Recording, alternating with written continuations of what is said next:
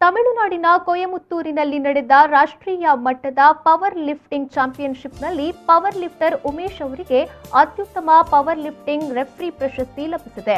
February 17ರಿಂದ 21ರವರೆಗೆ ತಮಿಳುನಾಡಿನ ಕೊಯಮತ್ತೂರಿನಲ್ಲಿ ನಡೆದ ರಾಷ್ಟ್ರೀಯ ಮಟ್ಟದ ಪವರ್ ಲಿಫ್ಟಿಂಗ್ ಚಾಂಪಿಯನ್ಶಿಪ್ ಆಯೋಜಿಸಲಾಗಿತ್ತು.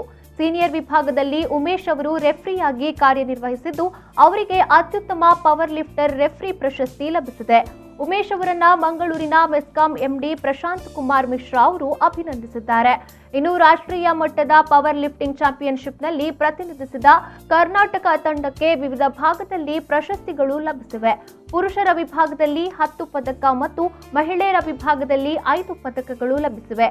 ಮಾತ್ರವಲ್ಲದೆ ಕರ್ನಾಟಕ ತಂಡ ಬೆಸ್ಟ್ ಡಿಸಿಪ್ಲಿನ್ ಟೀಮ್ ವಿಭಾಗದಲ್ಲಿ 3ನೇ ಸ್ಥಾನವನ್ನ ಪಡೆದುಕೊಂಡಿದೆ.